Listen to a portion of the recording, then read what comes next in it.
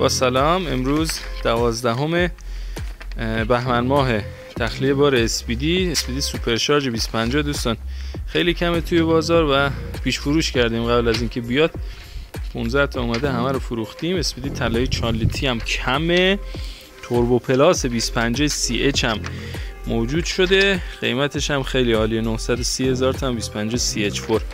پلاتینیوم داریم، یوروپیوم داریم، واسکازین 140 و 90 اسپیدی داریم.